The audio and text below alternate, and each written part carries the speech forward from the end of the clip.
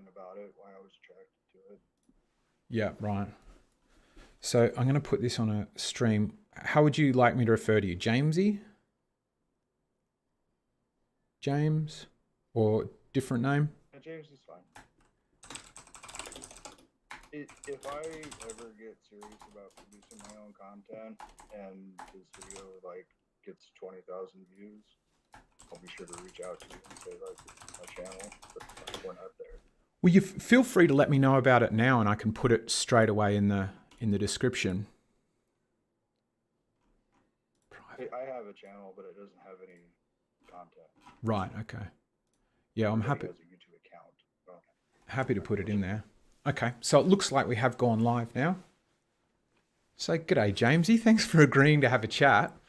So we'd started off talking a bit about why we're having this conversation before we even talk about what we're going to be talking about.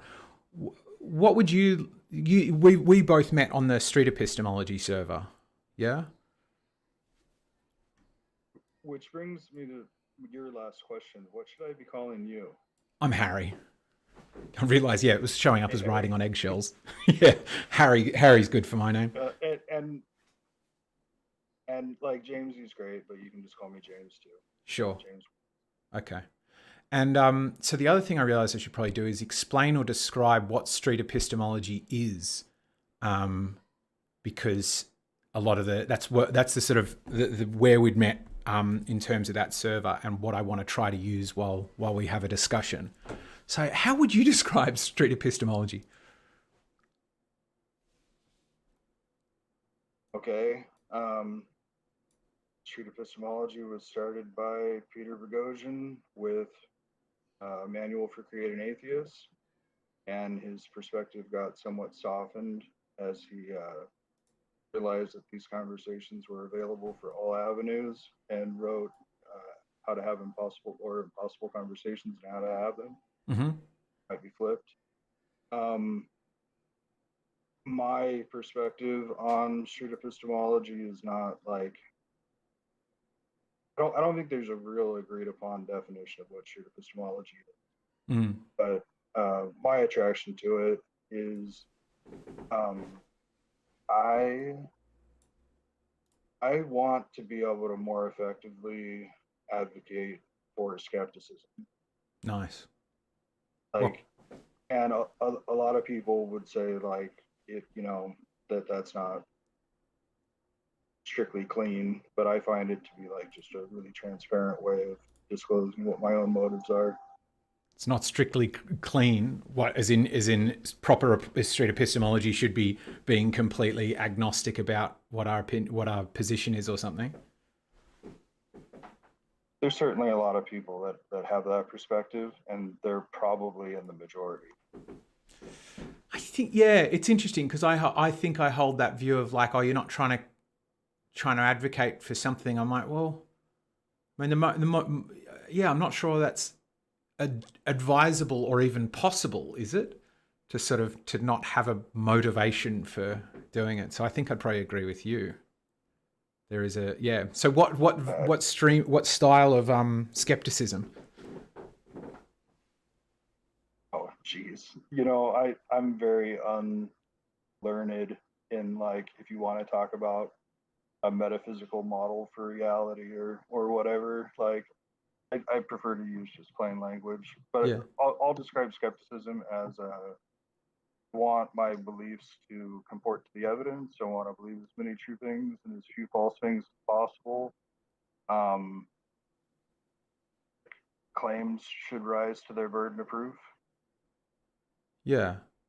Yeah, so we're probably quite kindred spirits in that way. That's certainly what led me to street epistemology as well, which is like having screaming debates at the farm with my parents about whether water divining works, like dowsing with the, mm-hmm. And just being like, reflect. The answer is yes. It does? Yeah, you can douse for cannabis in high school lockers, and if you check enough lockers, it'll work. Yes. This is what I often say about it. Dowsing is effectively it's a way of of popularizing the hits and dismissing the misses. But it's Yes. also a really great way to randomly decide where to dig a well or which locker to check. Yeah. Yeah. And that's exactly how I described it to them. I'm like, yeah, of course it works. Because if you dig enough holes and they're deep enough, you'll find water and tell yourself that you found it with the dowsing. But you're not digging everywhere you're not digging. So you don't really have any method to know that this was the most efficient way to get, particularly because they sometimes find it too deep to actually get it out. And then they're still like, well, that's a win. And I'm like, but yeah, I would reflect on how I had such poor conversations with them, how we ended up angry at one another. And I was like, I need a better way. I need a better way, particularly if I work with people on how they communicate. So that's what led me to street epistemology. And so we'd had a chat, or we started speaking, because we've interacted a few times on those street epistemology servers, and I'd asked, somewhat in a provocative way, somebody who would say defund the police or eat the rich. I was looking to have a street epistemology conversation with that, and I think you said, well, I would broadly agree with the sentiment of I would say demilitarize the police, and you broadly agree with the sentiment behind eat the rich. That's correct. And so do you want to... So you found your bleeding heart liberal to interrogate? Maybe. Well, let's see. So how would you describe it? Because that was kind of boxed into my definition, my somewhat provocative definition that was fishing for somebody to respond to. So if I gave you the freedom to describe your views, your political views in any way that you choose to, how would you tend to do it?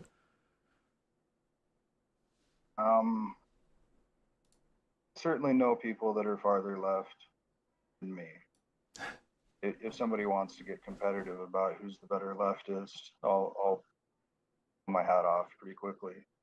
But I also find that there are a lot of people who profess to being progressive that I find to not be progressive. Okay. And I go so far as to say that sometimes like violence is justified. So Okay. I'm a good bit farther left than most people who would identify as progressive.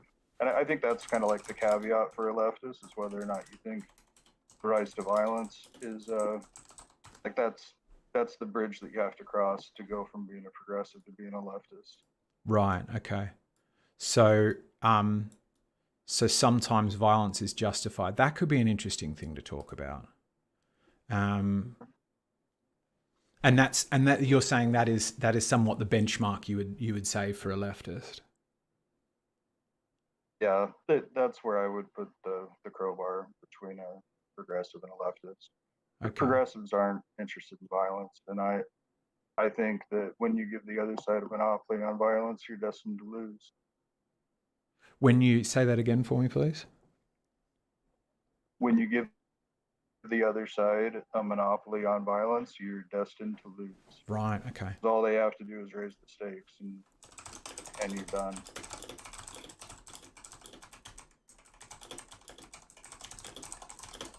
This always makes people very happy. What makes you feel? Oh, fantastic! Hello. And will certainly increase my popularity. So say hi, Gizmo. G'day, Gizmo. Oh, looks like you and Gizmo have been friends for many years. So that could be an interesting. We've been together for about 5 years. That's nice. I kind of inherited her through the woman I married. Ah, right. The woman you married, not your wife.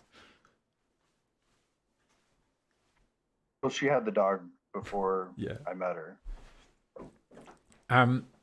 Okay, so that's interesting. So on the left, sometimes, so you would say that's the sort of the benchmark for somebody who considers themselves a leftist is when violence is justified. So when you say sometimes, what are those times? Or at least like violence can be justified. Okay. So when it's explicit,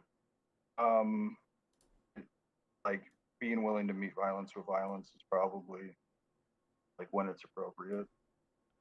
Being able to meet violence with violence when it's appropriate. Is when it's appropriate. Meet violence with violence is when it's appropriate. Okay. So I'm going to keep notes on this Jamboard. What I realize should also do is make it editable so that you can check it out and you can like put anything on it that you want. So I'll just put it in this. Oh goodness, that's not the correct thing. Share copy link. That's Bible verses I was copying there while having an interesting discussion with somebody about flat Earth, which is my other favorite thing to talk about. So to meet violence with violence when it's appropriate is for you that benchmark of okay. So I guess the two things I want to then dive into sort of explore is appropriate and violence as sort of first to like how do you define them? So violence, what is violence to you? Okay, so there's explicit violence, punching somebody in the face, shooting somebody in the leg. Those could both be like explicit violence. And then there's kind of this. So, kind of, I've had conversations about this, and one of the things that came out of it was like if a general gives a command to move his troops, is the general committing an act of violence by giving that command? Okay. So like that would be like the extreme easy. Like if your answer is yes, then words can be violence. And if your answer is no, then words can't be violence. And I think like there's differing opinions about whether or not that constitutes violence. Mm-hmm. Does it? There is like a generic definition for violence, but it's just very vague. It leaves a lot of room for interpretation. Yeah. So and I'd be more interested in exploring yours rather than like going with some dictionary thing, because then I think debates can get lost in well that's not what it says in the Oxford, and I'm like I don't give a fuck what it says. So because I think we'd agree on the explicit violence, punching, shooting, and then I think the question you're asking is if a general gives a command. I think that's how you put it. If a general gives a command. And then what should I put after that? Because I think you said, is that violence? Is that a question to you? Or would you say, if a general gives a command for troops to go and commit violence, is that violence to you? Well, I mean, the other person has to like be able to, for us to have a conversation, we have to decide whether or not that constitutes violence. Mm-hmm. I would generally say yes, that constitutes violence. Okay. And if the other person says no, then we kind of have to have a different conversation. And what would be that other conversation if you were having it? If they're saying no, that doesn't constitute violence. Yeah. Sure. So if I refuse to enroll for a draft and that gets me in prison, right, would that constitute violence? It's a good question. So if you were a conscientious objector, resist being arrested. Like if all I have to do is resist being arrested or not wanting to participate in violence, like now you've escalated it back into violence again. Right. You're gonna come into my home and drag me away, like that should count as violence too, right? Yes. Like, I think so. Yeah, definitely. Yeah, if the police or sort of draft officers, I don't know if they use the ordinary police, came and kick in your door and drag you, I think, that goes back to the more explicit definition. And so it seems then there is a delineation between, as you say, punching, kicking, shooting as violence, that more classical definition of violence, and then are words violence. Is there,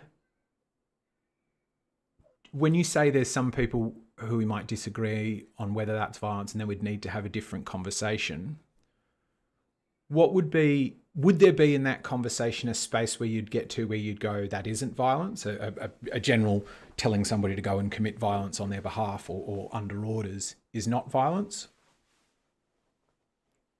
Yeah, but what I'm basically getting at is like our point of disagreement isn't about whether or not violence is justified. Our disagreement is about what is violence.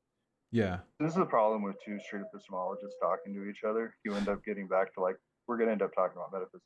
I know it. And that's fine. But uh, yeah, like we just have to move the conversation down and figure out where we disagree, and we can just disagree about that. Right. I So, think they're wrong. yeah. Yeah, So because I'd be nobody... making a claim, and I want them to see me. So it does, doesn't it? But I think it's good because that's some of what I love about street epistemology, which it makes me sometimes say things that are essentially a truth claim that I'm like, blah. And then I'll notice somebody else disagreeing and I'll have to be like, why do I hold that? How do I? And yeah, I'll find myself sort of going through, can imagine somebody else asking me the questions. And yeah, it quite often gets to sort of, deep definitional things or these metaphysical points or something. So is there if somebody was doing that, a general giving a command, you would say yes. Generally, you would say yes, that accounts to violence. Would it matter if then the troops obeyed him or not, him or her?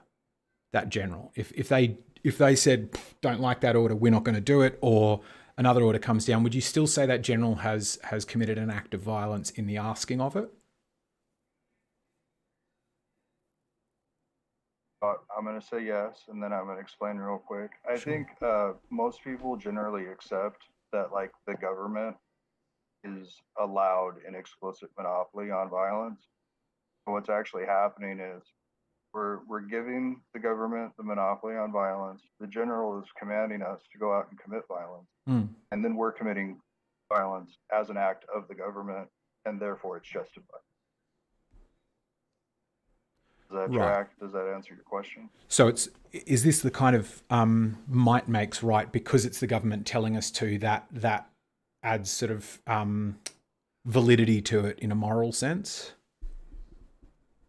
I think that's what most people think. Yeah, I think I would agree. That's I disagree. I don't think the government should have a monopoly on violence. okay. So the government shouldn't have a monopoly on violence. What is the... Okay, so that's an interesting point to then... Government shouldn't have a monopoly on violence.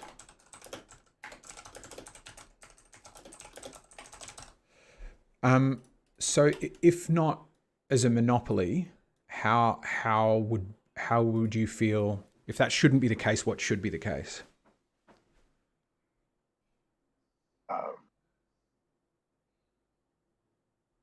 Yeah. So, like the way societies normally construct themselves is to kind of outsource things that are uncomfortable, Yeah.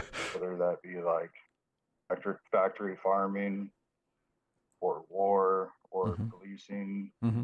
And Prisons. we try to like separate ourselves from things that are uncomfortable as best as we can. Mm-hmm. And I think society could also collectively decide that, hey, man, this isn't working, you know? And then it becomes the obligation of society to change that system. And when that system resists change, there's likely to now that there's a disagreement Mm. about the way that the government has been practicing their monopoly on violence, natural consequence that there's going to be more violence. Okay. Like that's how you meet violence. So I'm going to sort of break my rules on street epistemology and clean language to sort of totally change your wording on that to check that I've got my comprehension right. And it I might... appreciate direct questioning. You have a pass. Yeah, thank you. It sounds like you might agree with a sentiment like the government shouldn't have a monopoly on violence because it will tend towards sort of authoritarianism or something. So it is like an individual's duty to challenge that violently. When the cause is risen, like not all the time, but Okay. like when appropriate. Yeah. Just... I mean, we fought a Revolutionary War. But I'm an American, in case you didn't, in case the audience hasn't figured that out. Sure.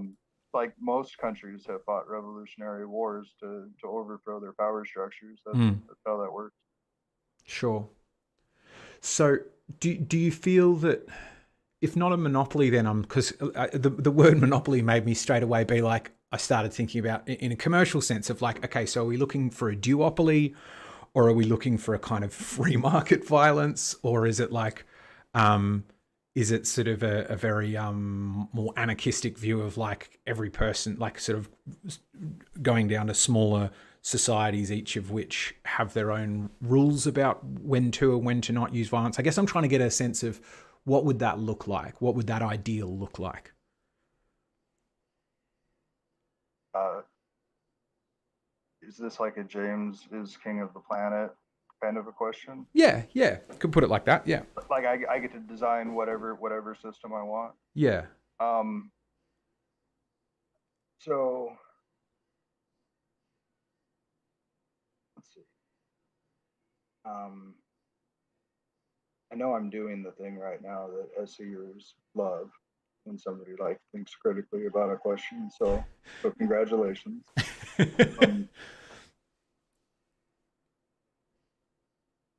I think that the way that we make that power play work most efficiently is to generally accept that uh, the government is like who should have access to violence like anybody else's violence. Yeah, that's not even the right verbiage. Like it really comes down to like constitutional protections and accountability. Mm-hmm. Who does the government report to? Sure. And if the answer is always up, then we have a problem. Like the the accountability formula has to point both directions. So, Which I don't know if that answered your question. okay, Um, so constitutional protections and accountability is in where the government holds us accountable. We should be as capable of holding them accountable. Is that what you mean by it going two ways versus just going up? and there's a very collective we to this. Like when it comes to constitutional protections, you're talking about individuals, and when you're talking about we should hold the government accountable.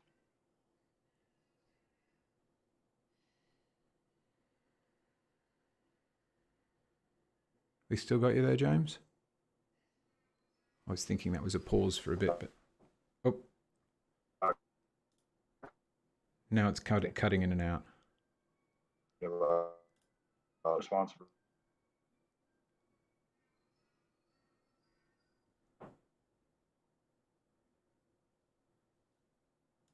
Hello, James.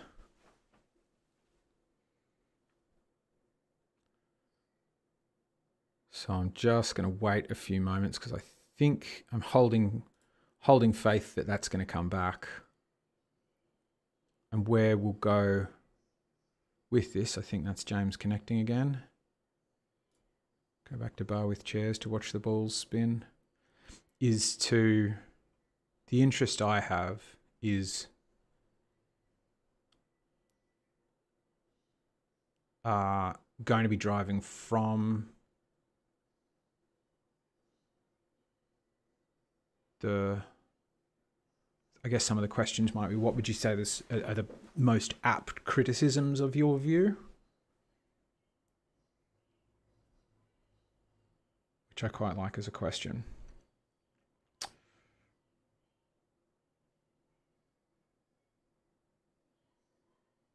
Yeah, the apt criticisms, or what do you think is reasonable or strong about the view that the government should have a monopoly on violence? And then I want to talk a bit about hierarchies, if that's something that... But I'll just be a few more moments while we figure this out. Let me just...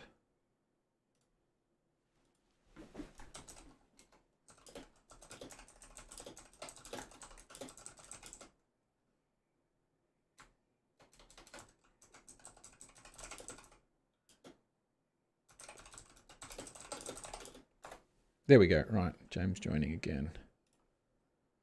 G'day.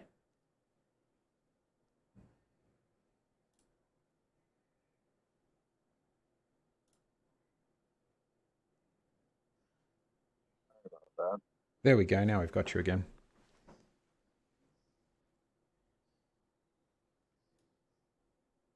that was really strange. It said I was transmitting, but also that I was disconnected. Excellent. So, yeah, we were talking about constitutional protections and accountability. Yeah. So constitutional protections apply to the individual. Accountability has to go both directions.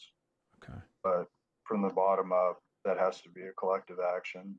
We can't leave it up to the individual to hold the system accountable, because that's how you end up with people bombing federal buildings.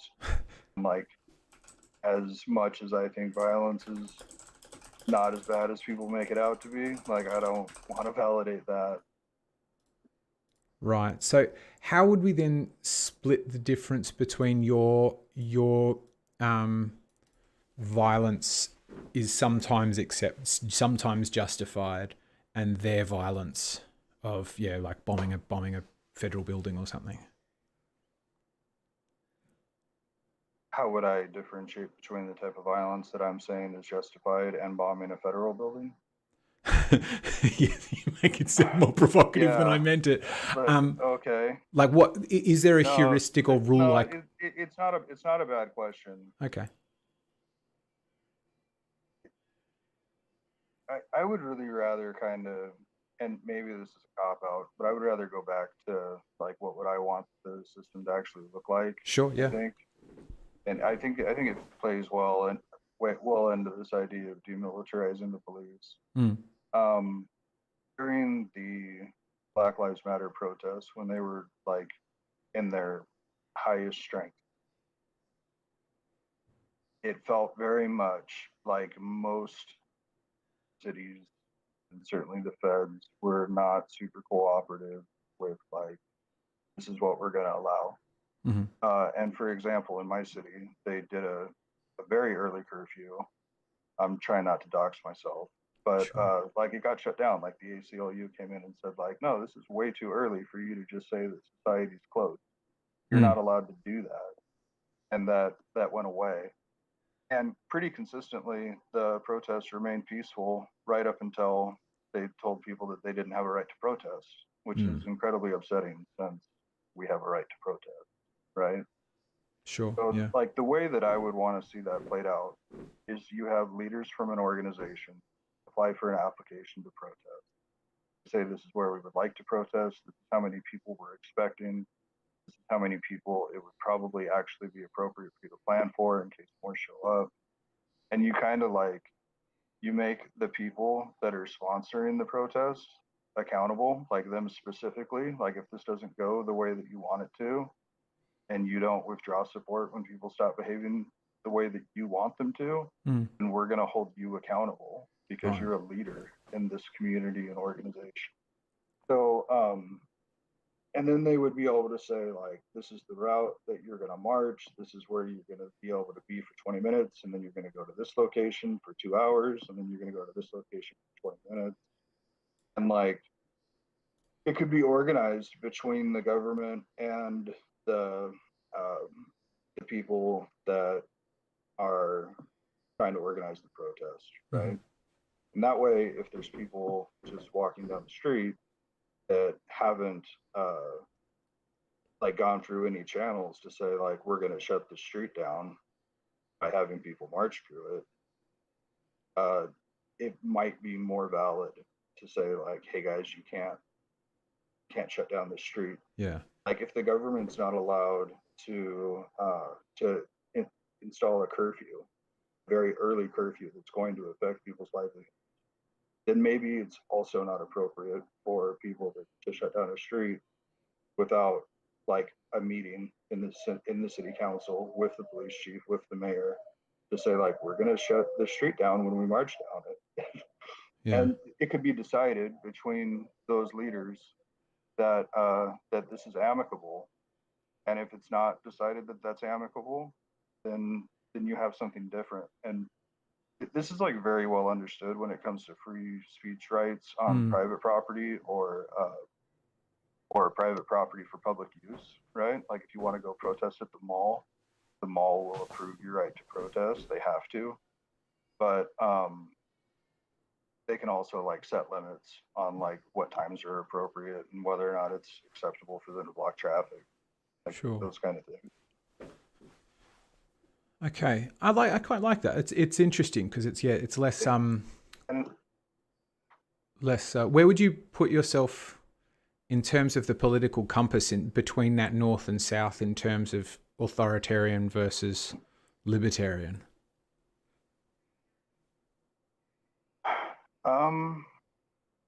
So the last time I took a political test with the quadrants, I was like one tick to the left and one tick south. So like a little bit left and a little bit libertarian. No, that's not true. That was the one before the last one I took. The last one I took was like 3 clicks to the left, 2 clicks south. Okay. So All right. yeah, I'm left and libertarian. Right. That's Okay. the only reason that I'm not farther left. Like I kind of want to defend my leftist credentials here. The reason that I'm not farther left is because I also have some very traditionally right wing. So, You have some traditionally right wing. some views that are normally associated with right wing politics. Yeah, Oh, right. Do you want to share those? You don't have to at all. I'm a pretty avid Second Amendment rights supporter, Right. and I actually think it's kind of funny that got taken over by the right, because like originally that was a left wing idea. Yes. Yeah, because it was all the Black Panthers were huge proponents of it, weren't they? Which is because there's this the idea seems to be specifically around this. We have the Second Amendment to protect us, so the government isn't the only one who has the monopoly on violence. Idea, isn't it? Right. So yeah, that one makes sense to me. And like when I was very conservative, I was also a very avid Second Amendment rights supporter. Mm-hmm. And now that I've kind of swung to the other side of the political spectrum, that might be a little bit of a fossil of like just something that I haven't let go of yet. Mm-hmm. Like I'm very open to having it challenged, but yeah, I'm pretty pro 2A, Sure. and Yeah. that makes most progressives very very uncomfortable. So it's interesting this because I don't want to strawman your views here, and we haven't gotten to this yet, but it's somewhat what I find interesting about it, which is and this is because I'm fairly centrist on many things myself. So I sort of, when I look at people who have different political views, I'm like, these two things often don't square up. And one of the things that I think is general about the left, and correct me if it's not about your position on it, is generally against the idea of unjust hierarchies, and the hierarchy being almost seemingly a bigger issue than it being unjust. There sort of being a cascade of people who have more or less privilege than one another, or more or less power than one another. And the thing I find that seems to me on the surface to be contradictory is that I think the easiest or most reliable way to install an unjust hierarchy is through violence. That the best way to get towards a more egalitarian society is to reduce as desperately as you can the aggregate amount of violence, so that disabled people and small people and people other than men with guns can have a say. But I'm sure that's not a view you haven't heard before. So I thought I'd, rather than doing street epistemology, I'd present it to you, and what are your thoughts on it? Yeah, I'm not even sure that I know how to respond to that. When people start talking about hierarchies, my brain normally like kind of turns off. It's not a super interesting conversation to me. Maybe if you framed it a different way, I'd be able to respond. Okay. No, that's okay. So it sounds like then, well, so there. Okay, then that would be the question. What is the violence in defense of? So the government shouldn't have a monopoly on violence. What are the situations when those words as violence might mean that violence is justified?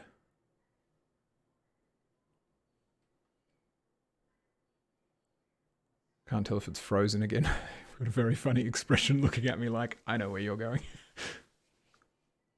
And I don't even know where I'm going myself. I think that might be more connection problems.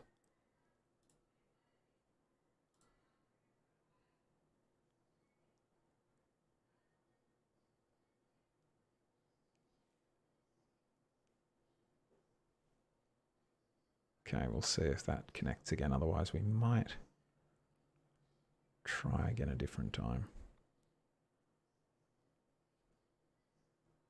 That's what I could have done, popped out the video rather than all this.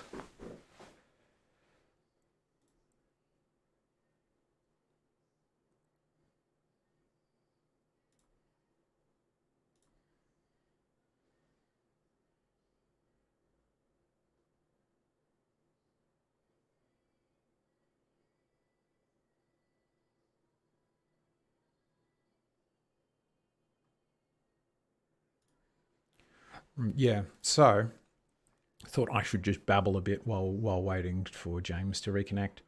Is some of the thing I think is to be liberal, or to where I'm driving at without trying to sort of just sort of start an argument, is to have liberal views, or we started talking about it a moment ago, so I'll share it. The political compass, for anybody who hasn't heard of it, is this idea that you fit into a quadrant. And at the north, you have authoritarian,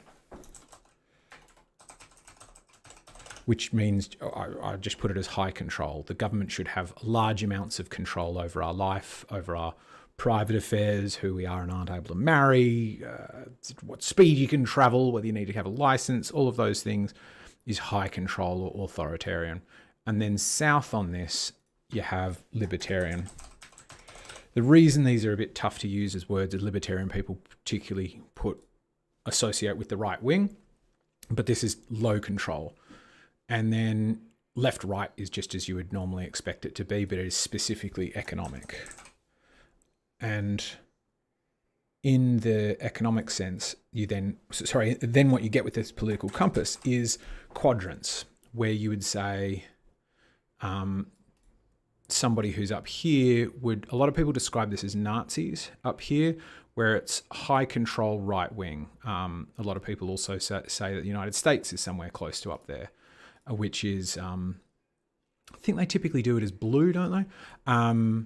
Which is, United States or places. People often say Nazis were up here, where it is right wing, about maintaining hierarchies or looking after, caring about profits and corporations and things like that, and high levels of control. So I'm in charge of whether you are allowed to have gay marriage or something like that.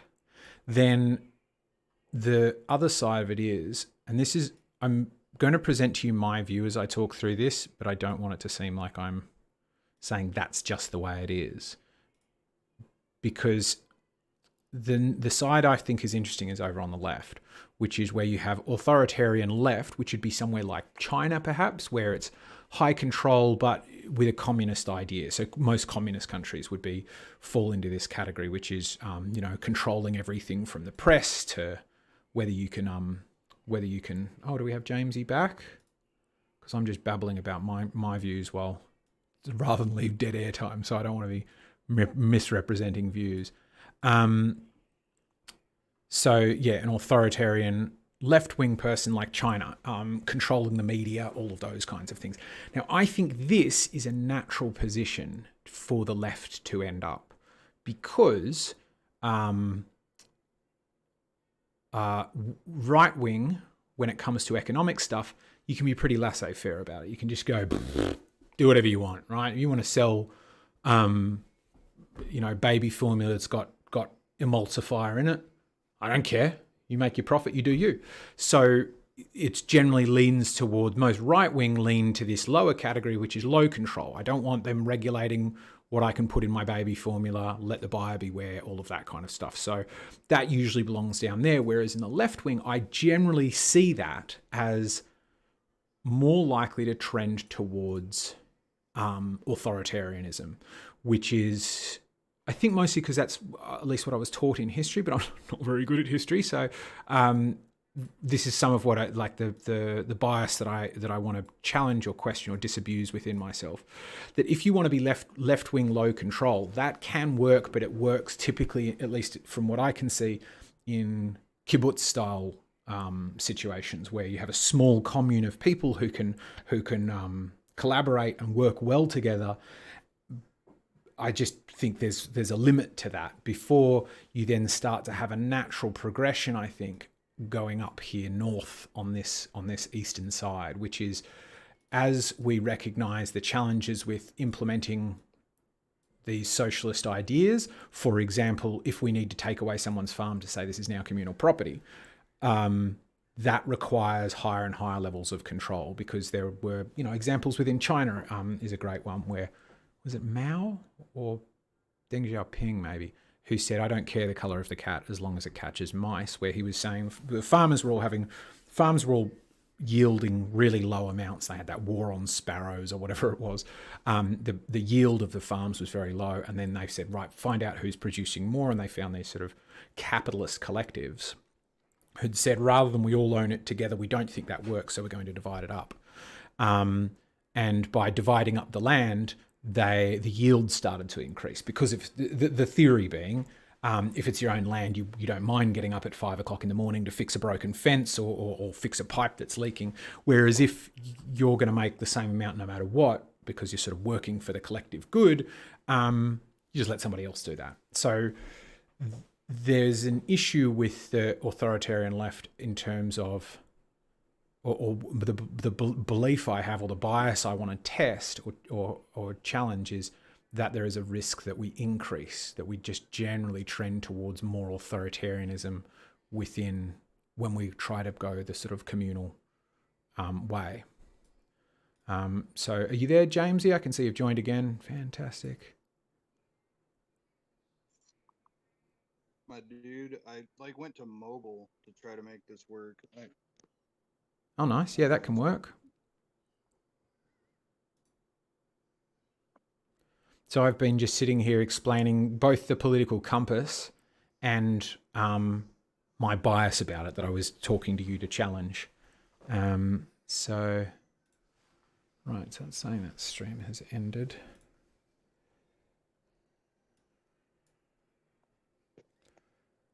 I'll go back to bar with chairs, then.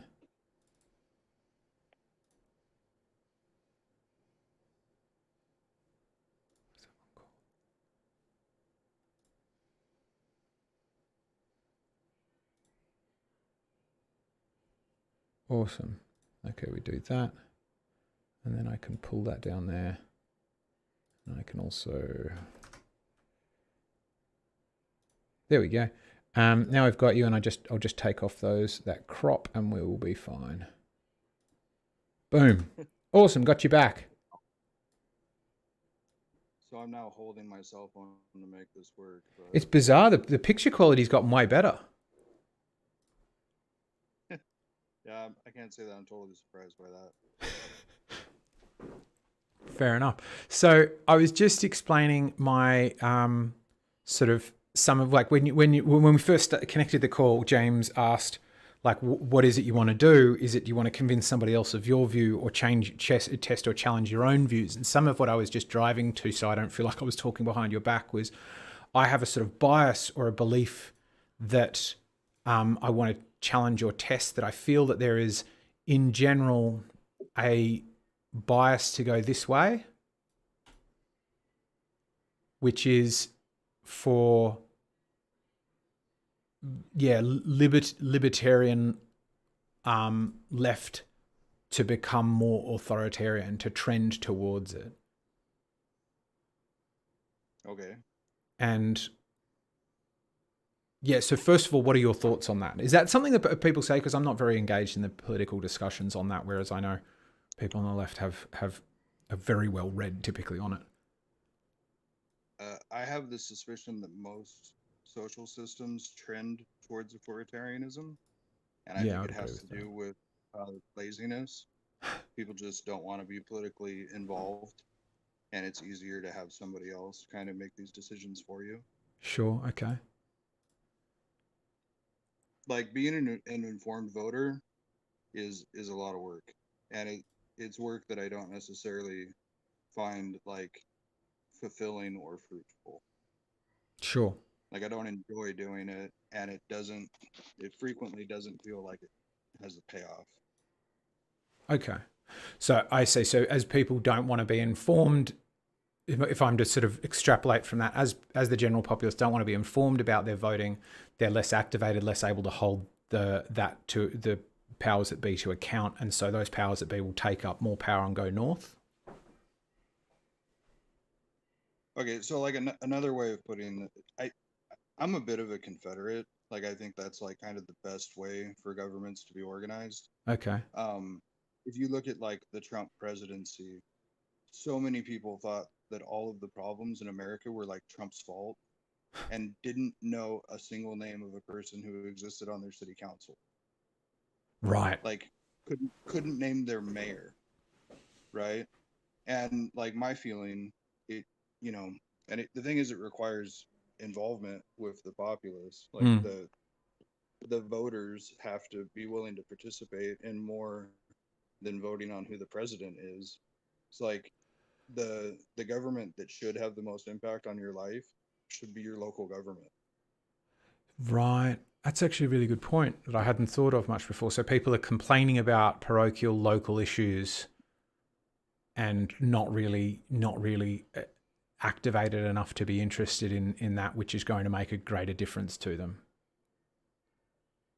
Well, they want the federal government to solve a local problem. Yeah, right. Yeah, fair enough. So that so then where does that lead us? Lead them then for those people who are, which would be true of me. I don't know who the constituents on my local council are. The question was, where does that leave us? Yeah.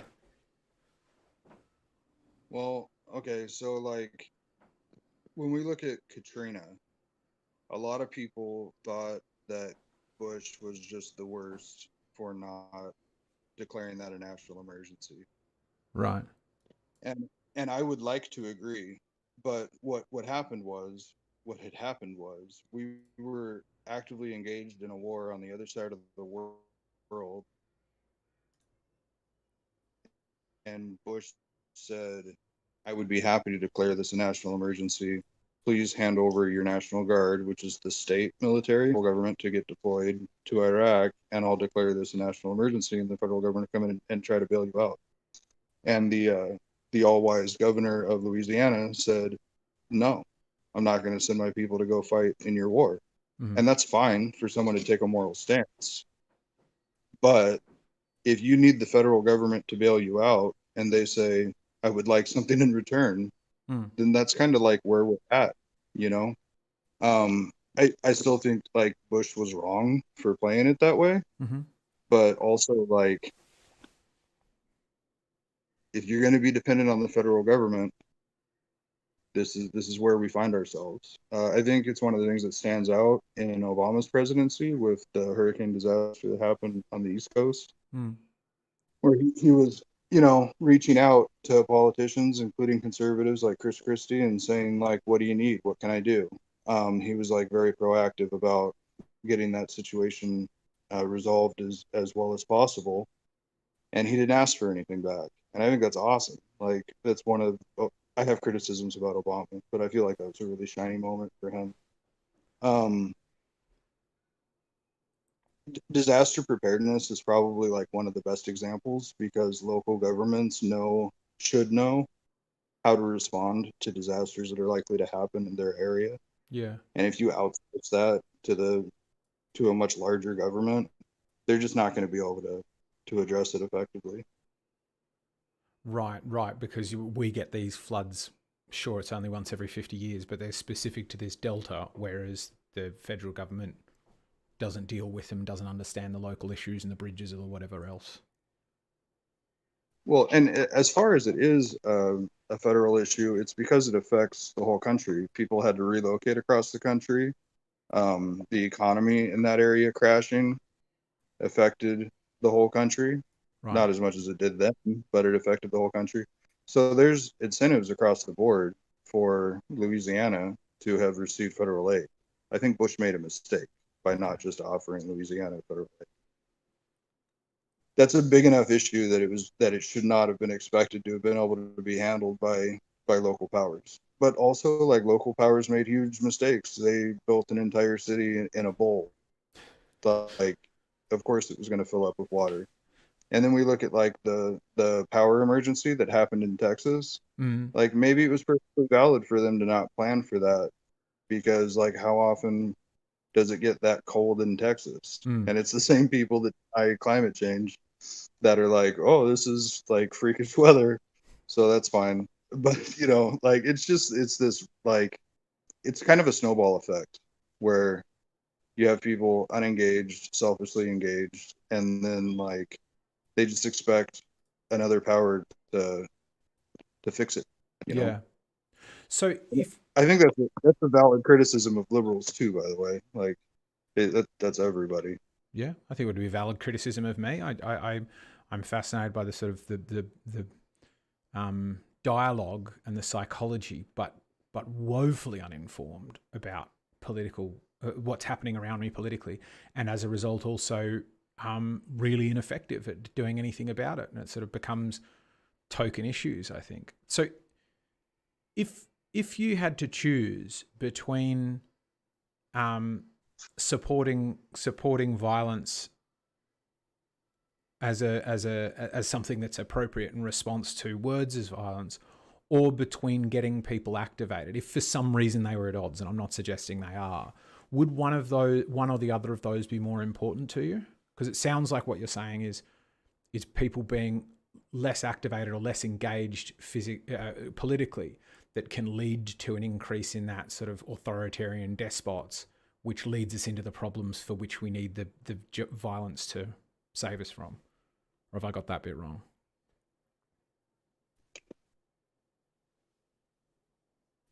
I'm not sure I tracked that super well.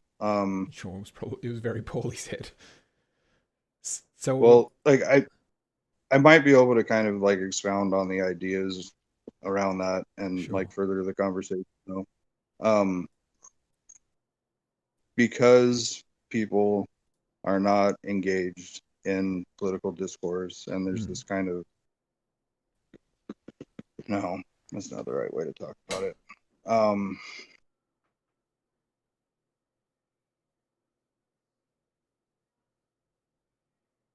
People frequently wait until things are very bad to become engaged. Yeah, I would agree with that. If you look at the way that the pandemic was handled in America, mass like got politicized to a point where if you were wearing a mask, you were kind of assumed to be a socialist that wanted the government to be overthrown, and not wearing a mask became like a point of political pride. And I had my suspicions about infection rates when you're outdoors being very low, like a long time ago, but like I didn't know any better.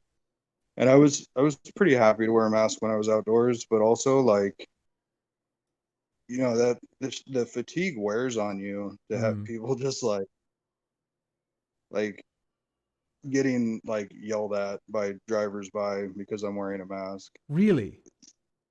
Yeah, and like to the point where it's like, man, like I don't feel like I have to be wearing a mask right now, but the reality is I know what I look like, and like I don't want to be mistaken for a Trump voter, you know? Is it really, I'm fascinated by this now, is it really like just out and open in the streets and in all the coffee shops all the time like that? Because I always feel like I'm getting these, when I see videos on public freak out on Reddit or something like that, like I'm getting this weird snippet of rare interactions.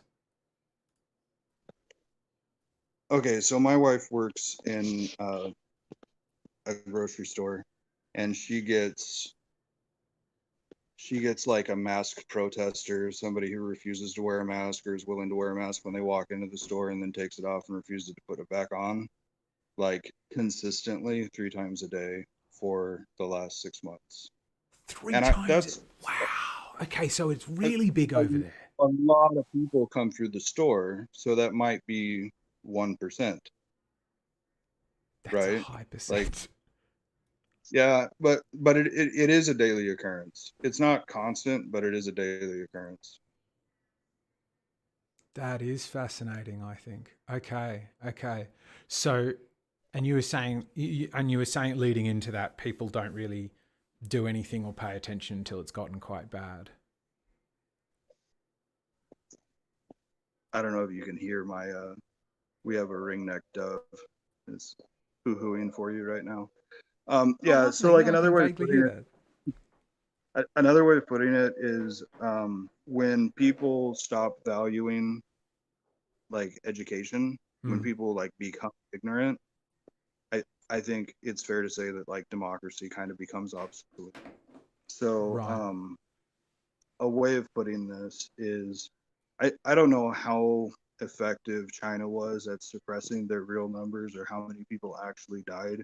I think it's perfectly reasonable to be suspicious that they're falsifying their numbers. Yep. But their economy is doing very well. So if you want to take the economic approach and say addressing this thing from a dictatorial perspective was effective, like it worked, right? Just Yep. like if we want to be like really cerebral about it. I would have really liked to have seen the powers that be, instead of saying like there's no pandemic, go back to work, had said like let's knuckle down really hard right now and man up and mask up, and like we can get through this thing really pretty quickly if we just all do what we're supposed to, and kind of made it a matter of I don't like the term nationalism, but at least a matter of patriotism, of like looking out for your fellow man and like giving a shit about your neighbor, right? Like had we taken that approach, we had we taken that approach, we would not have 600,000 people dead. So yeah, like I could probably get more worked up about this, but that's like a really good example of how effective ignorance can be at making democracy obsolete. Yeah, So absolutely. I like democracy, but I also like education. I think people should be informed. I'm probably more passionate about being informed than I am about democracy. So you're passionate about democracy. So you wouldn't, when you say you're left, you wouldn't go as far to say, well, I guess you could be social democrat, I guess. But you're not you're not sort of socialist or communist then. I very much hope to retire in a like hippie commune that doubles as a bread and breakfast and art studio and like a wedding venue, and just like have like collective ownership of a farm with goats that people can go out and do goat yoga and like super hippie, like socialist, communist type shit. Now I need to But know what like, goat yoga is. Yeah, carry on. go look up goat yoga; it'll make you happy. The short of it is goats jump around on you while you're in yoga positions. But I don't think socialism is like a real response to solving our economic problems until we solve the energy crisis. And I think like we kind of have to get to a point where the energy crisis is solved before we're really going to be able to say that socialism could possibly meet people's needs better than capitalism. So the economic system that I would advocate for is a very well regulated open market. Okay, interesting.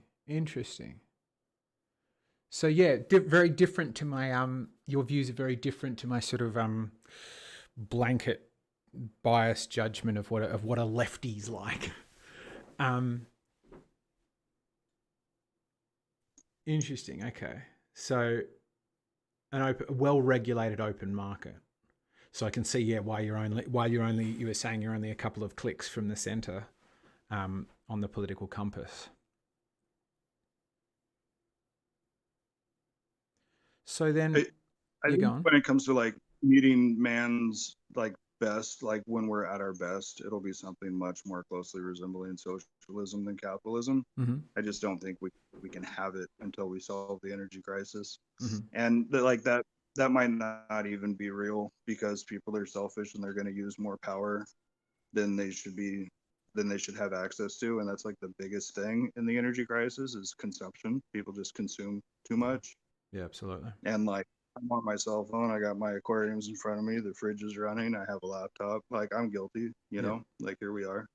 Um and like I'm not particularly interested in giving any of that away.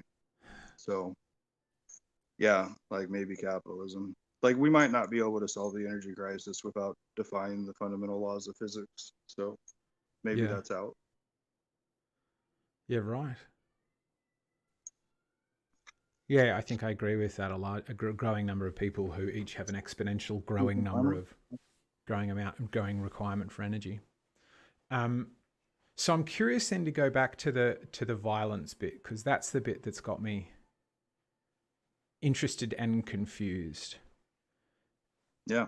It's sometimes justified. Is that sort of in that realm of I've forgotten his name, but punching that Richard Spencer, going up and punching him in the face? Is that the kind of I'm very supportive of punching Richard Spencer in the face. right? I would not condemn the man. He did a great thing, and it's great that he never got caught. So what was great about that thing then? Well, from a very utilitarian approach, Richard Spencer got much quieter after that happened. He's much less likely to make public appearances. Mm-hmm. Maybe he's still operating more than he was in more clandestine ways, and I think that's a valid criticism. But Mm-hmm. for him to think that it's safe for him to walk around during an Antifa protest, like, yeah, man, you're gonna get punched in the face. Like, the guy, you can kind of spend a lot of time talking about all the things he's not saying, but you know, he's got people shouting "Jews will not replace us" in Charlottesville, and Sure. he's like casually talking about the prospect of maybe a white ethno state. We'll take half of America. You can choose which half. Like, Mm-hmm. yeah, punch him in the face, man. Like, you don't get to displace half of America because you want an ethno state. So is there? You were saying that he could be operating in more clandestine ways, and that could be a valid criticism. Are there any other criticisms of the sort of punch a Nazi thing that you think are valid? I think like how you vet whether or not it's okay to punch a Nazi can be pretty tricky. Yeah, But like, that's some of my question. How do you know right, who's a Nazi, particularly if they are standing there going, "I'm not a Nazi."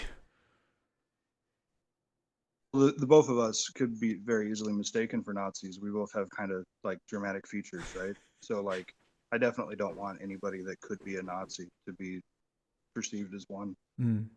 Yeah, how you determine whether or not what somebody's saying is genuine. The example that I would like to give is like World War II reenactors.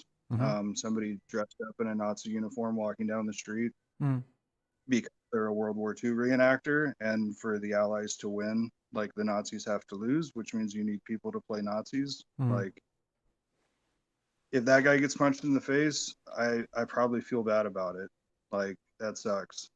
Um, I don't know why he chose to keep the uniform on while he walked down the street. That's like, maybe there's some "Don't Be Stupid" award for that, but like, I don't think people should be punched for being stupid. So Mm. yeah, it's a little tricky. Vetting the actual process is hard. Richard Spencer, punch him in the face.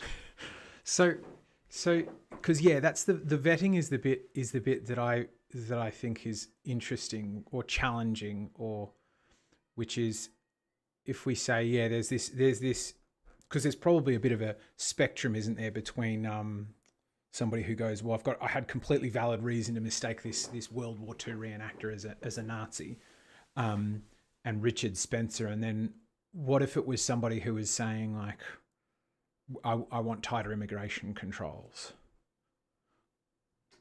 No, I think people are allowed to advocate for tighter immigration controls. I don't think that makes you a Nazi. So is there a sort of, in your mind, is there a sort of heuristic you could use to go punch, don't punch? If somebody's wearing a Nazi armband, I might just not have time for it. I might be really interested in having a conversation with that guy. I would probably be really interested in having a conversation with that guy. I think like the point that I would like to drive at is the other guy that decides to punch that guy in the face. Yeah. I'm not going to condemn him. Okay. So it's not necessarily that like I want to go out and punch Nazis. I just don't really have it in me to condemn people for punching Nazis. So I guess then to go back to this definition of the general doing it, what about encouraging it? Not doing it yourself, but sort of going, what a legend.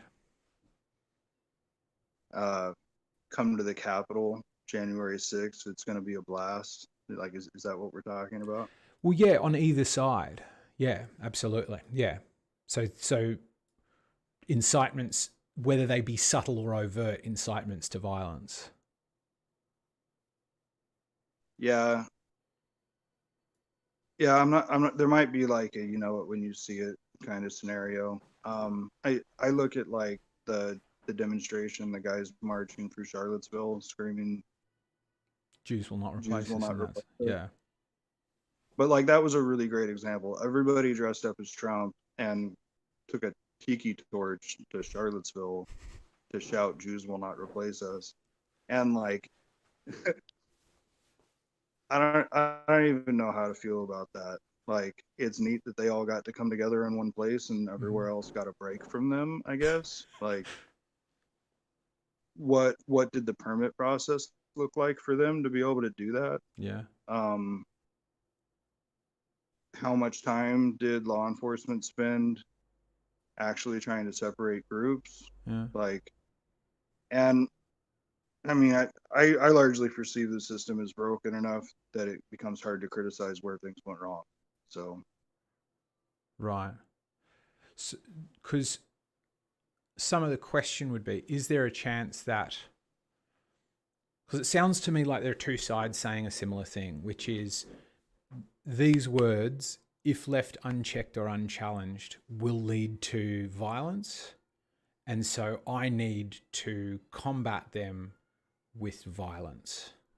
And it sounds to me a little bit like that's the concern that people have against sort of people like Richard Spencer or something like that, that he and his, you know, what are Chino wearing friends march along saying Jews will not replace us. And that creates a very real risk of violence. And so we say, in order to forestall that, we accept or normalize violence against them. Would that be close to what? No, that looks like that's a no from your. No, I think it's a good question. I guess the question becomes like, when do we acknowledge a group as a hate group, right?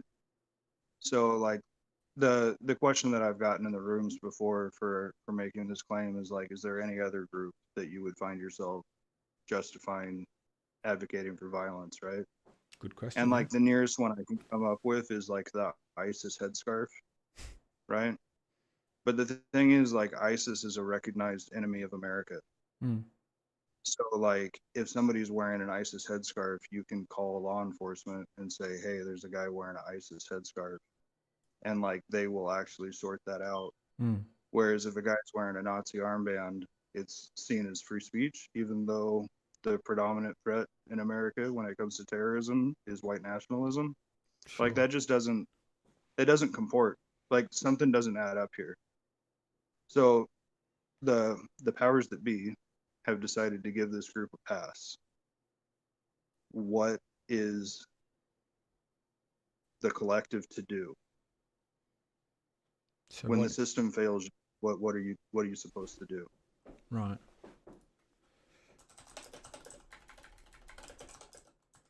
So when the system fails, so what are you to do when the system fails? The other claim that you brought up, eat the rich, that thing kind of comes out of like the French Revolution, I think, kind of the consequences of Enlightenment values, right? Mm. And like that moment is very frequently regarded, at least by um, conservative theologians, as like the darkest chapter in Western history.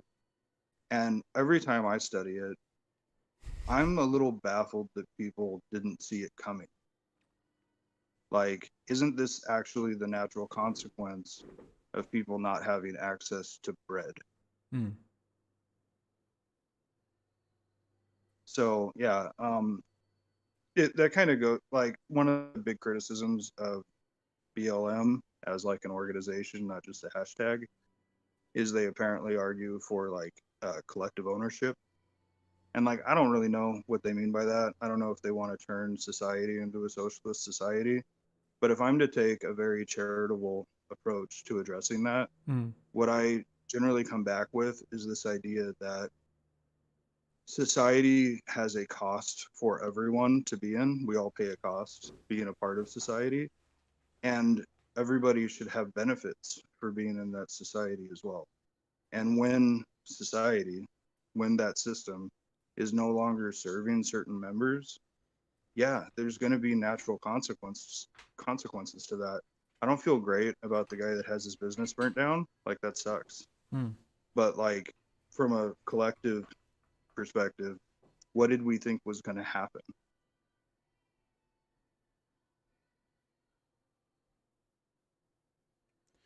Yeah. So then, how do we square that for that guy who's had his house burned down, his business burnt down, whatever? Well, one thing you could do is you could reach out to hashtag Black Lives Matter and say, hey, do you guys like want to rebuild this guy's house? Right.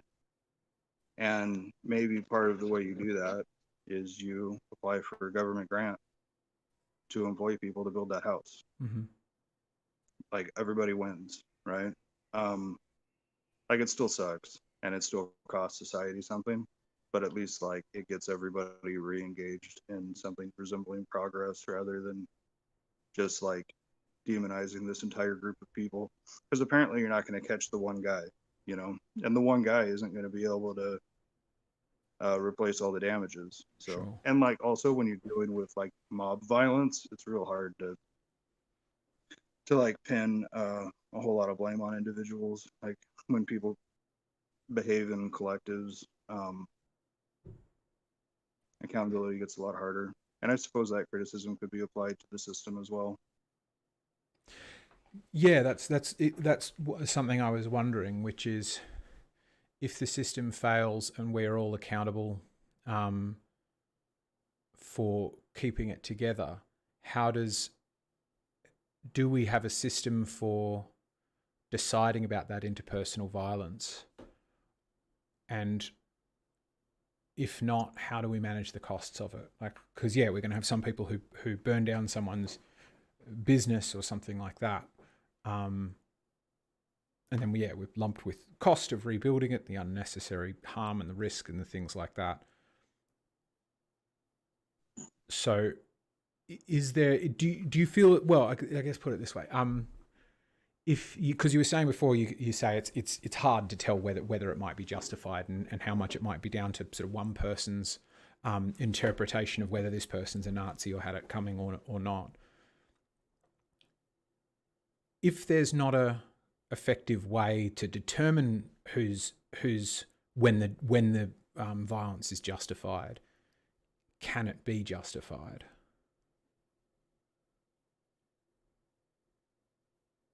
Like, probably not, but there are like hard lines that we can take. We can say like, I have a right to protest, Yeah, and I'm going to protest here. And if you try to move me, I'm going to try to not move. sure. Like that kind of stacks up for me. When I gave the example of community leaders being willing to meet with the police chief and the mayor and trying to sort out like, look, these are our goals. This is how many people we're expecting. What are you going to do for us to like Mm-hmm. accommodate our protest? You know, if there's a hard stop and they just say no, and we're going to show up in stormtrooper gear with rubber bullets and pepper spray, and like we're just going to be as terrible to you as we're capable of being. Mm. Like maybe they shouldn't be surprised when the protest goes from 20,000 to 40,000, right? So like people are engaged. They want to see society changed, and you have community activists trying to work with government officials. You know, if 20 people show up for a protest and they have pickets in front of the police department and that's all that happens, then that's all that happens. Like, Sure. but when thousands of people are marching through the street and your way of addressing the problem is to pepper spray them, like, do better. So yeah, but my question, yeah, but there I go. The question would be, how do we make? Well, actually, I just realised somebody's joined here on the chat, and I haven't read anything out. I'm not sure if they're still here. Those are called lobbyists, not activists. So anything could be taken as incitement to violence if you reach for it. What is overt is telling people to punch people you think could be a Nazi. So yeah, the same thing's getting around. Let me try and just have a think how to formulate it as a question. Because I think the point you're making is it would be ideal if we had community leaders or sort of leaders of organisations who are like BLM or organising the rally, have a meeting with police or local council and say, we want to go here on this day to protest this thing, and we're going to shut down this street or something like that. We need your protection, and it's sort of on us to behave well. And then if they don't do that, I think I agree they shouldn't be surprised if they find that if the protest turns violent or people start destroying things. I guess the question would be the difference between I wouldn't be surprised if that happens versus do we actively advocate for that to be the case? And are there, if we accept there are costs or risks? Because I think one is, which I'm not sure I agree with, of the costs or the risks, is that people say it invalidates your cause, which is sort of why the police keep getting caught doing, is it called agitprop or something? You know, when the cops dress up as Antifa to pretend to be protesters. So they go and burn some stuff and they go, look at these absolute delinquents. This is why we need to pepper spray a lot of them, because they're violent. They're not really here to fix the issue. They're here to tear down the city. And so there is that accusation that they are delegitimizing the cause by resorting to violence. And then the other issue that we've discussed is like, do we know that it's valid in any given state? Shall we sometimes get those times when somebody's got a Nazi armband on, or it's Richard Spencer himself, yet we also accept that there is not a clear set of rules to determine who is and isn't for that violence. I'm just speaking. I'm not asking a question.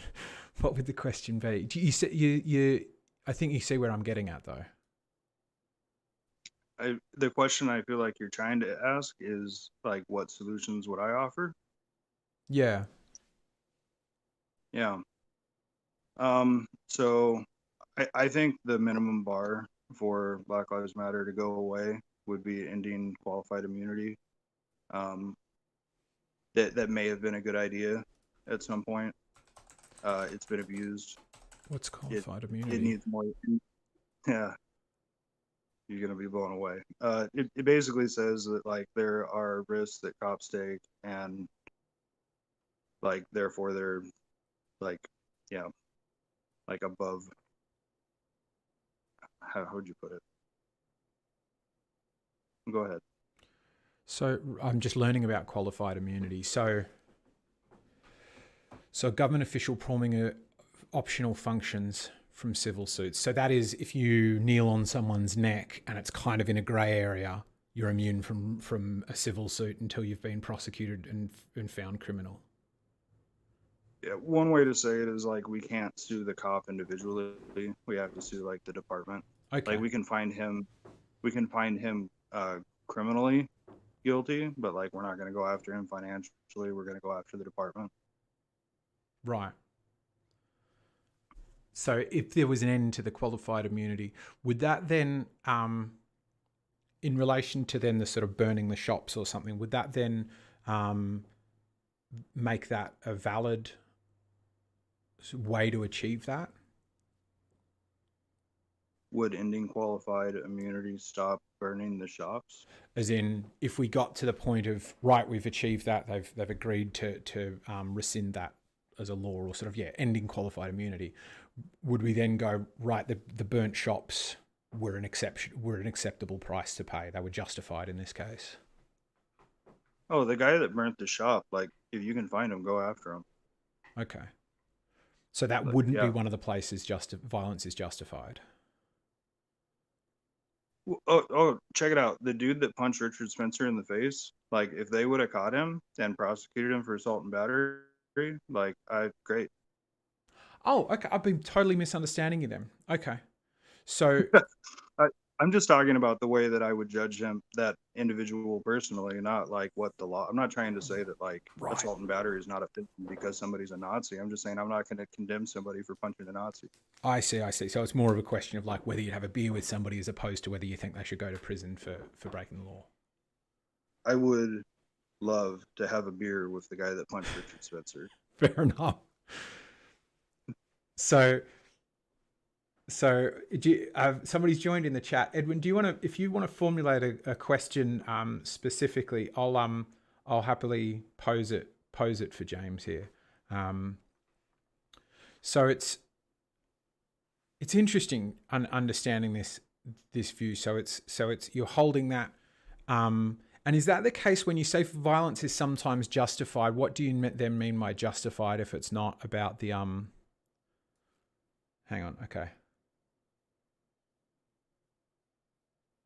It protects against the consequences in the normal line of duty. Right, yes, I think we're all on the same page here. He's saying qualified immunity does not protect cops from breaking the law. It protects against the consequences in the normal line of duty. Right, yeah, so it's not just saying if you want to go and become a drug trafficker, that's okay. But yeah, in the normal course of your actions, if you find yourself doing something that then causes somebody some loss, you're not able to be sued like an individual who just went and knelt on someone's neck would be able to. You're right. So what would be then I'm guessing there's a sense here, I'm thinking now towards like, what's the takeaway, or what's the thing that somebody you would most like to influence upon people? Influence upon people. Poor sentences, Harry. Something before you were saying about being educated, and I think you don't just mean go to school. Yeah, get informed about like your local politicians and what they're actually advocating for and what their platforms are. I don't think there's such thing as a perfect representative. Even for you, the only perfect representative for you would be yourself. So maybe go run for office. But beyond that, you have to kind of vote for like who you see as furthering the goals that you want to see, right? Mm-hmm. And frequently people are like one issue voters, or like they have the right last name, or they have the right professional background, and that's kind of all we know about somebody. Mm-hmm. It's pretty rare for people to actually be aware of what somebody's positions are. Okay. And like, to be frank, a lot of politicians don't know what their positions are until they get into office and the party that they align with tells them this is how you're going to vote. And that's a problem too. Yeah, absolutely.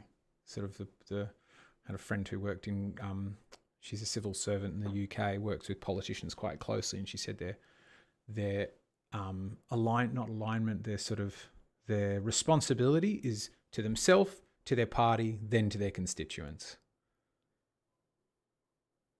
It's like if there's something that's good for them, bad for their party, that'll be a bit of a challenge for them, but it'll often be the sort of the people at the end, which I imagine is probably a lot easier to do with what you're saying. And what I like about this as a position or a takeaway is that's something I think anybody on both sides of the political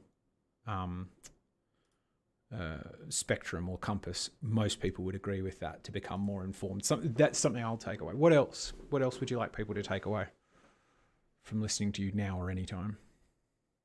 As far as like what I would actually like to advocate for? Yeah. So a really informative video for you to like get caught up on this idea is Sam Harris, who I don't always like. Yeah. I like him when I agree with him. Did a a podcast with one of the Gracies talking about getting Gracie Jiu-Jitsu involved in law enforcement. Okay. And I found it incredibly revealing as to just how poorly trained law enforcement is. The change that I would make that wouldn't require firing everybody and asking them to reapply for a new apartment, for a new department, I would, this is like James's King of the World scenario, right? Sure. So if we took the system we had now and what I would do is I would say, you're going to get 2 hours of overtime for 1 hour of jiu-jitsu training every week. And that gives them time to get to and from. If the department wants to do the training at the department, I'm perfectly happy with that. Like 2 hours of overtime for 1 hour of training. If they refuse to participate in jiu-jitsu training, they can still work overtime and make regular time, but the money that would have been paid to them as an overtime rate should go into a pool to either be collected when you get caught up on training or to pay out to people that win lawsuits against the department. The idea that a cop gets to lose a lawsuit, right? And then the populace has to flip the bill. Like that doesn't make any sense at all. Like sometimes you got to hit people in the pocketbook. So if somebody like has to work overtime, like then yeah, they can still work. But that extra money shouldn't, no cop should be collecting overtime without 1 hour a week of jiu-jitsu training. I like it. Like I think it would be not hard to create a plan for like what that training would look like that could be agreed on between politicians and law enforcement agencies across the country. Jiu-jitsu is incredibly popular. It's incredibly accessible across the country. There's nowhere that like this isn't achievable. Sure. Not in the United States. Also cut down some waistlines, I imagine. Some what? Some waistlines. I imagine we'd see some slightly skinnier cops. An hour of training a week isn't gonna like get you in shape. It's gonna limber you up. Like your joints are gonna move in ways that you're not used to. But like I'd even be okay with somebody being able to say like I can't meet the physical requirements of this specific movement. Okay, then we're gonna train you on this one. Sure. You know, like I don't think this has to be like a minimum qualifier for law enforcement. I do think that it needs to be like a broad sweeping thing across the country. Hour of jiu-jitsu a week.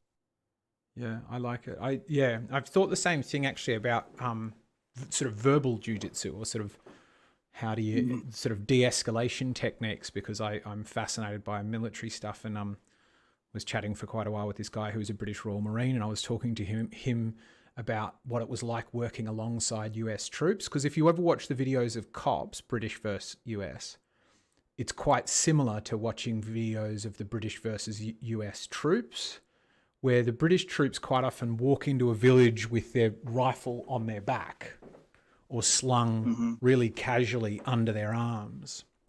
And they'll roll up with their Pashtun interpreter and be like, "Hello, mate, how you going? Just wanted to know if you got any Taliban in the area, anything we can solve for you." "All right, yep." And when they see people on the street, they're like, lie down, that's it, good on you. And they're super chill about it. And as a result, quite often things de-escalate. Whereas whenever I watch the same kinds of clips of American cops or American military, it's like, "Put your arms at the..." It's just like screaming, where I'm like, well, if I had a gun, which one would I pull it on? Would some training on how to de-escalate really work? I do have a question for you, Edwin, who seems to from the tone and number of messages disagree with you quite a bit. It's okay. James, here's my question. James, why do you dislike freedom of speech? It seems to me I'd rather hear what people have to say rather than keep quiet and just teach their kids. This is. I think you might be new to epistemology, Edwin. Not a very epistemological question, because I think I already can guess how this response is going to go, but I'll pose it to James just as you've asked it. Here's Edwin's question. James, why do you dislike freedom of speech? It seems to me I'd rather hear what people have to say rather than keep quiet and just teach their kids. I'm assuming he's talking about hate speech, because I think that's the only type of speech that I've ever advocated for suppressing. Should people? Yeah, I think people can be allowed to say whatever they want to. I just think there's like consequences for what we say. Just like the guy who punches a Nazi in the face should accept the consequences if he gets caught. Like, I don't know. Like, I'm kind of lost in the nuance on this one. I understand the desire to have like a real staunch opinion on this, but like I think accepting consequences for our actions is important. Yeah. And that's along the lines of what I thought you were going to respond. So your lesson for that, Edwin, is don't just assume, which is why I'm so interested in street epistemology, and I recommend you check out the server, is we so often have assumptions about what the other person thinks. So we go, because James is a lefty, he obviously doesn't agree with freedom of speech, where I think what you typically find when you dig into it or use epistemological questions is they agree with you on far more than you think they did, and they're more likely to agree with you on more if you pose those questions or propose those ideas in ways that are conducive to that. Because that's exactly what I imagine. You like you were saying before about talk. If you saw a guy wearing a Nazi armband, you'd want to go and have a talk with him. And why would you going back to that? Why would you favor that approach? Well, okay, so I have a selfish motive. I was very conservative for many years, and I was probably a white nationalist. I'm not sure that I don't know that Wow. It's kind of like anybody that's worse than me was a white nationalist is kind of the way that I would so you were on like that edge. Anybody further down that line was ethno-state in person. reality I probably was. And I think that having a metric shit ton of compassion for my former self would motivate me to have a conversation with that guy.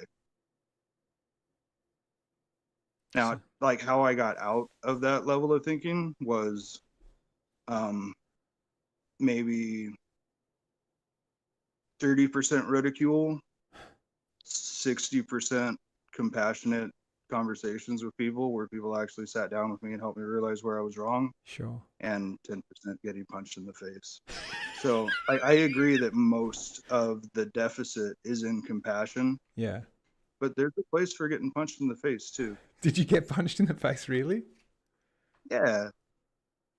I used to get in a lot of fights because right. I ran my mouth. Right. So I've been in a fight in a long time. But okay. So that's a very interesting position to hold. So sort of pro-punching conservatives in the face from an ex-conservative face punchee.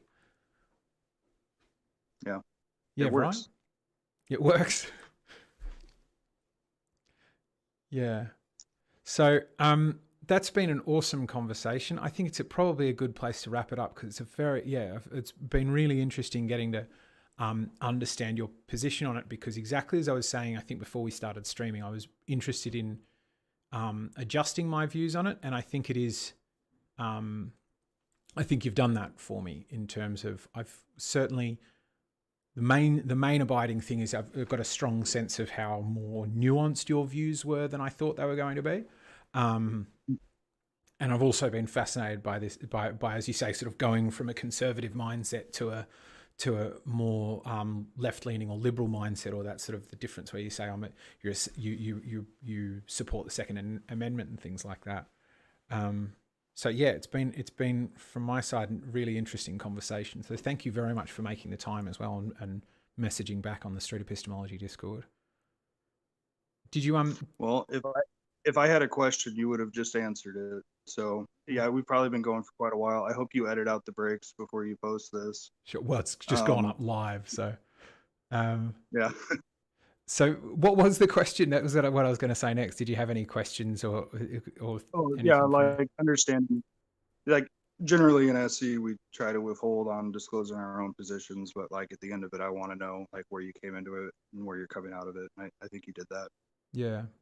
So I think I'm, in terms of in the political stuff, I don't think centrist is the right way to describe it, but I oscillate wildly depending on the topic, which I think we all do, really. That's a lot of the, political compass memes. Me normally down here, liberal, and then when I see cuties on Netflix, suddenly I'm authoritarian, right wing.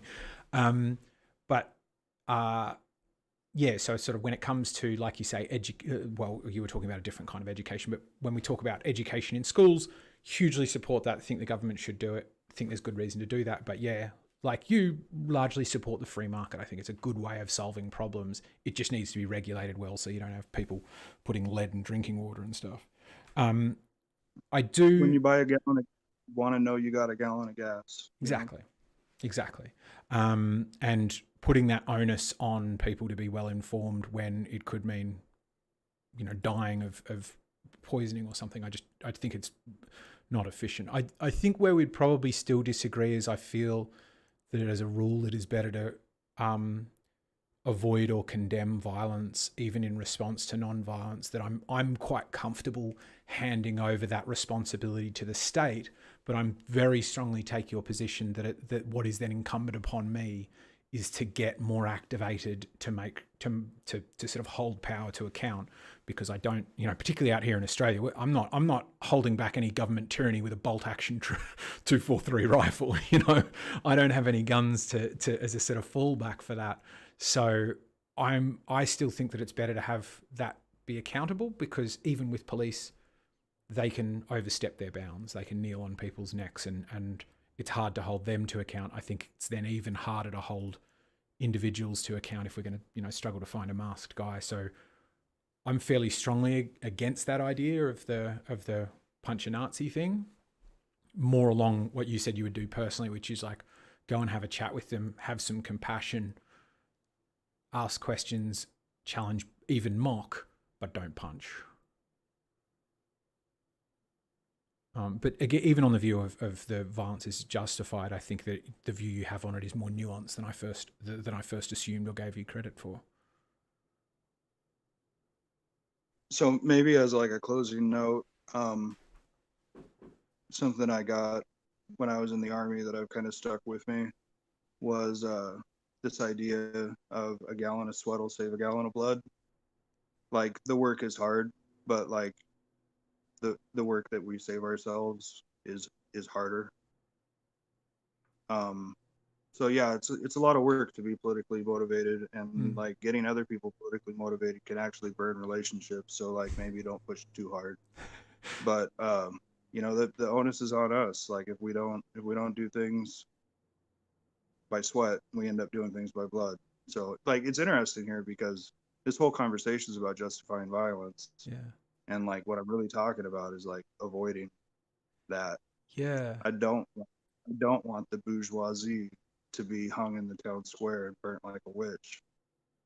I just want people to have access to bread, Yeah. So if you're happy, I'm happy.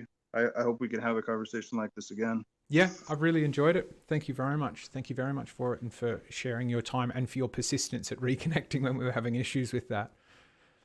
Sorry about that. No, that's all right. That's all right. Thank you very much for it. It's been a really interesting conversation. All right. Thank you for joining us as well. 5 viewers. Do we have 3 viewers now? I'll see you again for another one sometime soon.